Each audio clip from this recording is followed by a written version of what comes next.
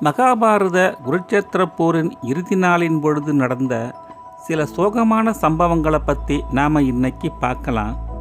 துரியோதனன் உட்பட கௌரவர்கள் அனைவரும் இறந்து மடிந்து போன அந்த நாளில் துரியோதனனுக்கு துணையாக இருந்த அஸ்வத்தாமன் துரியோதனனை திருப்திப்படுத்தும் வகையில் பாண்டவர்களை கொண்டு அடித்துவிட்டு அவர்கள் இறந்துவிட்டார்கள் என்ற செய்தியை கொண்டு வந்து உன்னிடத்தில் சேர்ப்பேன், அதுவரையில் உன் உயிரை இறக்காமல் கையில் பிடித்து கொண்டிரு அப்படின்னு சொல்லிட்டு கிருபாச்சாரியாரின் துணை கொண்டு அஸ்வத்தாமன் பாண்டவர்களின் பாசறையை நோக்கி போகிறான்.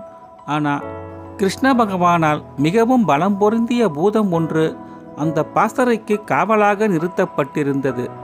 அந்த பூதம் அந்நியர்கள் யார் நுழைந்தாலும் அந்த பாசறைக்குள் உள்ளே நுழைய விடாமல் அடித்து விரட்டி கொண்டே இருந்தது. அதனால் அஸ்வத்தாமனும் கிருபரும் உள்ளே நுழைய தயங்குறாங்க. இதை கண்டு யோசித்த அஸ்வத்தாமன், நாம் துரியோதனனிடம் பாண்டவர்களை கொண்டு அழித்து விட்டுத்தான் திரும்புவோம் அப்படின்னு சொல்லிவிட்டு வந்துட்டோம்.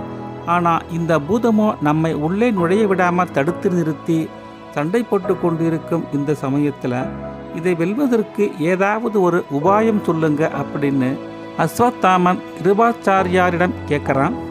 அப்படி இல்லைன்னா இந்த பூதத்தை எதிர்த்து நாமே சண்டை போடுவோம், ஒன்று அதை கொல்வோம், அப்படி இல்லைன்னா அந்த பூதத்தின் கையால் நாம் இறப்பது மிகச்சரியே அப்படின்னு அஸ்வத்தாமன் சொன்னதை கேட்ட கிருபாச்சாரியார், இந்த சமயத்தில் இறைவனின் துணையை தவிர நமக்கு வேறு எந்த துணையும் கை கொடுக்காது அப்படின்னு சொன்னவர், நீ சிவனை நினைத்து மிகவும் கடுமையான தவம் செய்யும் பொருட்டு அவர் வழங்கும் ஆயுதத்தை கொண்டு உன் எதிரிகளை தைரியமாக எதிர்த்து போரிட்டு அவர்களை வெல்லலாம் அப்படின்னு தைரியம் கொடுக்கிறார் கிருபர். சிவனை நினைத்து நான் செய்யப்போகும் இந்த தவம் நமக்கு பலனளிக்காவிட்டாலும் பரவாயில்லை, சிவனை நினைத்து நாம் செய்யும் இந்த சிவ பூஜை நமக்கு புண்ணியத்தையாவது கொடுக்கும் அப்படின்னு சொல்லிட்டு சிவனை நினைத்து தைரியமாக தவத்தை மேற்கொள்கிறான் அஸ்வத்தாமன். இவனுடைய கடுமையான தவத்தின் பலனாக சிவபெருமானே அவனுக்கு காட்சி கொடுக்கிறாரு. உனக்கு என்ன வேண்டுமோ கேட்டு பெற்றுக்கொள் அப்படின்னு சிவபெருமான் சொன்னதை கேட்டு அஸ்வத்தாமன் இழந்த பலத்தை எல்லாம் மீண்டும் பெற்றதைப் போல உணர்ந்தான். சிவபெருமானை பார்த்தவுடன், ஐயனே, எனக்கு எதிரிகளை வெல்லக்கூடிய மிகவும் பலம் பொருந்திய ஆயுதம் ஒன்று எனக்கு வேண்டும் அப்படின்னு கேட்குறான். சிவபெருமானம் மிகவும் பலம் பொருந்திய ஆயுதம் ஒன்றை அஸ்வத்தாமனுக்கு வழங்கி மறைந்து போகிறாரு. இந்த ஆயுதத்தை பெற்ற மகிழ்ச்சியில் புது உத்வேகத்தோடு மிகவும் தைரியமாக பாண்டவர்களின் பாசறைக்குள்ள ஆவேசமாக நுழைகிறான் அஸ்வத்தாமன் உடன் வந்தவர்களும். ஆனால் கிருஷ்ணரால் நியமிக்கப்பட்ட இந்த பூதமோ அவர்களை உள்ளே நுழைய விடாமல் தடுத்து நிறுத்துது. அந்த சமயத்தில் அஸ்வத்தாமன் தன் கையில் வைத்திருந்த சிவபெருமானால் வழங்கப்பட்ட அந்த சக்தி மிகுந்த ஆயுதத்தை எடுத்து நீட்டுறான். சிவபெருமானிடமிருந்து பெற்ற ஆயுதத்தை பார்த்த அந்த பூதமோ மிகுந்த பயத்தோடு அலறி அடித்து கொண்டு ஓடி மறைந்தே போனது. ஆனால் அன்றைய இரவில் கிருஷ்ண பகவான் பாண்டவர்களை அழைத்து கொண்டு வேறொரு வேளையாக அடர்ந்த வனத்துக்குள்ளே போய் தங்குறாங்க. பூதம் காவல் காத்து கொண்டிருக்கும் சமயத்தில் பாண்டவர்களை சார்ந்தவர்கள் அந்த பாசறைக்குள்ள அயர்ந்து உறங்கி கொண்டிருக்காங்க. தன் தந்தை துரோணாச்சாரியாரை கொன்றடித்த திரௌபதியின் அண்ணன் திருஷ்டத்யும்னனை எழுப்பக்கூட இல்லாமல் உறக்கத்தில் இருக்கும் பொழுதே அவனை வெட்டி தீர்த்து தன் பழியை தீர்த்து கொள்கிறான் அஸ்வத்தாமன். திருஷ்டத்யும்னனின் அலறலை கேட்டு பாண்டவர்களின் பாசறை அல்லோல கல்லோலப்படுது. சகோதரன் இறந்ததைக் கண்ட சிகண்டிக்கு மிகப்பெரிய மன வருத்தம். இதுவே அவனுக்கு மிகப்பெரிய சோகமாகவும் அமைந்து விட்டது. இந்த சோகமே அவனை மிகப்பெரிய கோபத்துக்கும் உள்ளாக்குது. அதனால் அவனும் அஸ்வத்தாமனோடு மிகவும் கடுமையாக போர் செய்கிறான். ஆனால் அஸ்வத்தாமன் வைத்திருந்த சிவபெருமானால் வழங்கப்பட்ட அந்த ஆயுதத்தின் முன் அவனுடைய வீரம் எடுபடலை. அவனும் இறந்து மடிகிறான். மேலும் அந்த ஆயுதத்தை கொண்டு தன்னை எதிர்த்தவர்கள் அனைவரையும் கொன்று குவித்து கொண்டே இருக்கான்.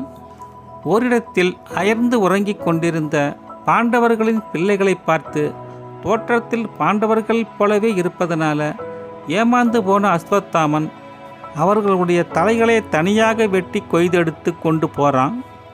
அப்போ பாண்டவர்களுக்கு துணையாக போர் செய்த பல தேசத்து மன்னர்களும் அஸ்வத்தாமனை எதிர்த்து போர் செய்கிறாங்க. ஆனால் அஸ்வத்தாமன் கையில் இருந்த சிவாயுதத்தின் முன்னால் எவருடைய தலையும் தப்பல அனைவரும் அழிந்து போகிறாங்க.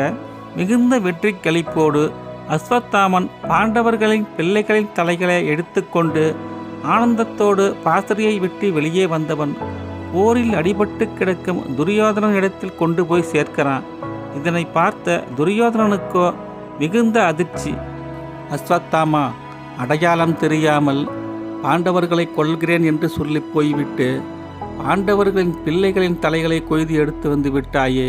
பாண்டவர்களைப் போலவே அவர்களுடைய சாயலில் இருக்கும் அவர்களுடைய பிள்ளைகளின் தலைகளை கொய்து எடுத்து வந்து வீரம் பேசி கொண்டிருக்கின்றாயே அப்படின்னு சொன்ன உடனே அஸ்வத்தாமன் நொந்து போகிறான்.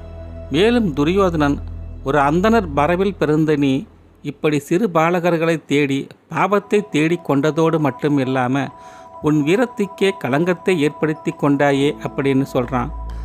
படுகாயத்தோடு இருக்கும் நான் இனிமேல் மடிவது உறுதி, இனிமேல் பிழைக்க மாட்டேன் என்பது எனக்கும் தெரியும்.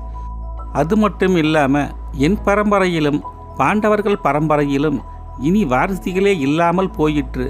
அதனால் நீ மேற்கொண்டு போர்கள் எதுவும் செய்ய வேண்டாம், இருவரோடு இணைந்து தவத்தை மேற்கொள் அப்படின்னு சொன்ன துரியோதனன் சஞ்சய முனிகளை அழைக்கிறான். முனிகளே, நீங்கள் எங்கள் தாய் தந்தையரிடம் சென்று அவருக்கு ஆறுதல் சொல்லுங்க. அனைத்து பிள்ளைகளையும் இழந்து ஆதரவற்று நிற்கும் அவர்களுக்கு அவர்களை தேற்ற உங்களை விட ஒரு சிறந்த ஆள் இல்லை அப்படின்னு சொன்ன துரியோதனன் சஞ்சய முனிகளின் காலில் விழுந்து வணங்கி அக்கணமே அவன் உயிரை துறக்கிறான். சஞ்சய முனிகளும் நேராக திருதராஷ்டிரன் காந்தாரியிடம் சென்று துரியோதனனும் இறந்த விஷயத்தை கூறி அவர்களுக்கு ஆறுதல் மொழிகளையும் சொல்கிறாரு. காட்டிற்கு சென்ற பாண்டவர்களும் கிருஷ்ண பகவானும் மறுநாள் காலையில் பாசறைக்கு திரும்புகிறாங்க. திரௌபதி தலையில்லாமல் இருக்கும் 5 உடல்களை கட்டிப்பிடித்து அழுது 5 பெற்றும் ஒன்றுமில்லாமல் போனேனே என்று கதறி அழுது துடிக்கும் இந்த நிலையைக் கண்ட அர்ஜுனனும் பீமனும் அஸ்வத்தாமனை கொன்று அழித்துவிட்டு தான் திரும்புவோம் அப்படின்னு ஆவேசத்தோடு கிளம்புறாங்க. ஆனால் கிருஷ்ண பகவானோ அவர்களை 2 பேரையுமே தடுத்து நிறுத்துறாரு. அர்ஜுனா, பீமா, நில்லுங்க. அவனிடம் அபாண்டம் என்னும் சிவ ஆயுதம் அவன் கையில் இருக்கு. அந்த ஆயுதத்தால் உங்களுடைய உயிருக்கு ஆபத்து நேரும் அப்படின்னு அவர்களை தடுத்து நிறுத்தி ஆறுதல் மொழி சொல்கிறாரு அனைத்தையும் அறிந்த கிருஷ்ண பகவான். அதன் பின்பு திரௌபதியிடம், தங்கையே, விதியை வெல்பவர் யாரும் இல்லை, அதனால் நீ உன் மனதை தேற்றிக்கொள் என்று கிருஷ்ண பகவான் திரௌபதிக்கு ஆறுதல் மொழி சொன்னவர் பாண்டவர்களை அழைத்து அவர்களுடைய பிள்ளைகளுக்கு ஈமச்சடங்குகளை செய்ய சொல்கிறாரு.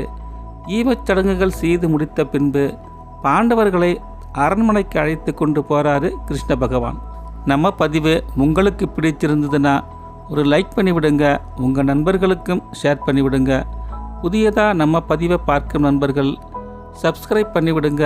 மீண்டும் இது போன்ற நல்ல பதிவில் நாம் சந்திக்கலாம்.